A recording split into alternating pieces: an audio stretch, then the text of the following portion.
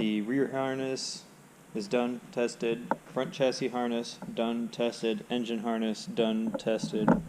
Last but not least, dash harness right here. Everything has been ran. All the fuses, all the relays, everything's roughly labeled. We're going to get a label maker to finish that off a proper way. I'm going to reinstall everything and test it, make sure everything works before I loom it, just to make diagnosing potential issues that much easier. And then the last thing we have to do is to wire in his wideband gauge. We brought the secret weapon, the brown dog. You always want to help, don't you? But you never want to do any work. Today is to do a prolonged startup, get it up to operating temperature for the first time since he's owned the motor. Probably first time in a long time. Who 10 knows years, how? probably. Yeah, who knows how long it sat in the warehouse? Like the emissions deal, where like, oh, 60,000 miles rolls around. I don't know, 4 years after the vehicle was new. I don't know this for a fact, but they said it had every engine that they sold had between 45 and 55K. Mm-hmm. So I mean, it could have 60K, you know. And I don't really trust them, but who knows? Yeah, there was no paperwork or anything to go with it, so No it was kind of just test, like no nothing. no.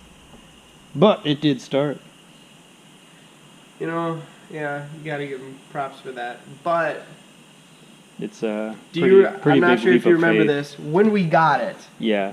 right here, this is a crack. I just put duct tape over it because I'm lazy, but it's a piece popped out of the timing belt cover. Mm-hmm. And when we opened it up, a chunk of plastic was wedged in between the timing belt and one of the teeth. It was wedged down at the bottom.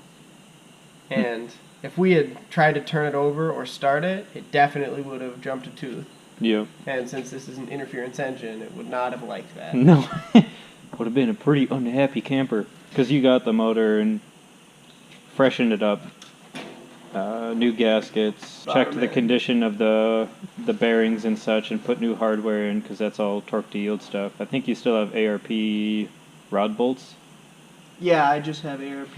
ARP rod bolts torque to factory spec, and then OEM main cap bolts. Because I got the ARP bolts and pulled the Dumbo, and I started to put them in, and then I looked at it, and it's like you have to line on your block. Like, because of the distortion in the metal, because you're torquing it more, yeah. There was also a chunk busted out of the ignition module, or the Igniter. igniter module, yeah. Yep.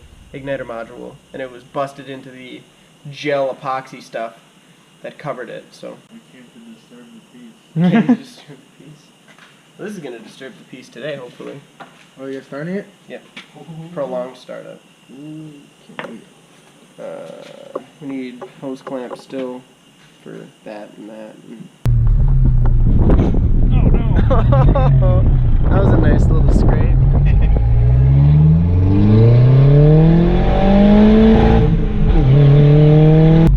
We have everything together to do a prolonged startup. Yes, we know some of it's jank, but Most of it. Most of it, yes. Our goal is to start it, run it, let it get up to an operating temperature so we can make sure that everything else works properly while it's still relatively apart, so any kind of immediate issues are easily fixed. We're waiting on drivetrain stuff right now, so we literally don't have anything else to do, so this seemed like a good idea today. You know, sometimes you can be a brave man, not use a funnel. Today's not that Today's day. not that day.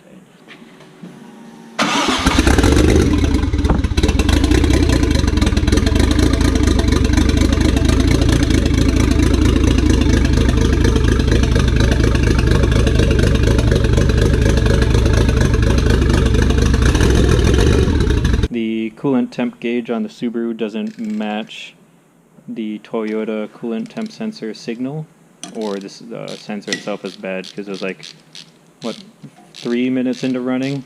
Not even. Not even? That's when I noticed it. Yeah, and the coolant temp gauge was pegged. Also, we found out cylinder 4 and 5 are not firing. Yeah, I just said, does this sound kind of funny to you?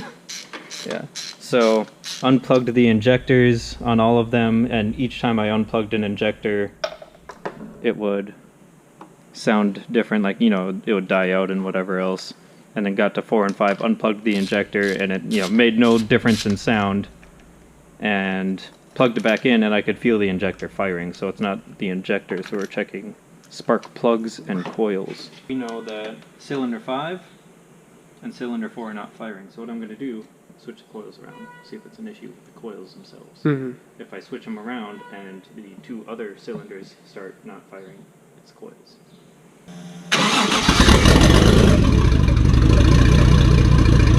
Unless these are switched around, I guess that's a possibility. What? If these are switched around. Oh, that's a good point, actually. I'm gonna turn off the ignition.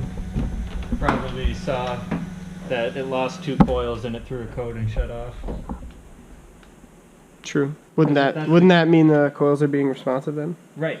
So if these wires are in fact switched around, that would be our issue. Which I'm pretty sure I plugged those in, so there's a good chance. Right. Hey, you know what? That's the original battery that I put in my Subaru in like 2015. Yeah. Oh! That's way better. Where's that drip from up above there somewhere? It's coming from this fitting here, this hose clamp, off the IAC. There we go. Hey, fans kick on. 185, that's perfect. Sweet. So the fans kick on right at 185, we'll see when they turn off at 175. There's a little bit of air escaping past the fans right at the very outside, but that's pretty typical just because the fan blade, it has some room between the blade and the shroud, so there's room for the air to just go around if there's a lot of pressure, but not much we can do about it. There we go, 175, that was quick.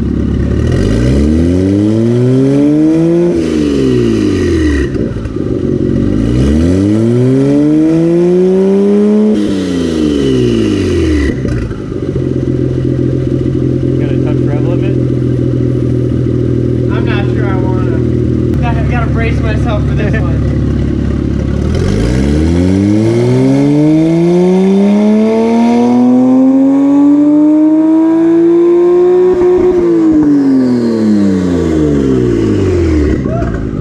Any smoke that's coming out of the exhaust can easily be accountable for the turbos, since they are the stock ceramic ones.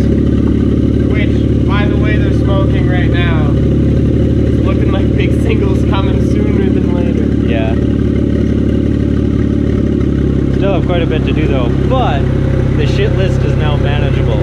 Drivetrain, which is on the way, brakes, tidy up wiring, interior, exhaust, and random body panels. Intercooler. We have to do the intercooler as well. I've got zip ties to take care of that. Interior is done, all the seats are in. Yeah. Pretty much ready to take this thing out for a rip.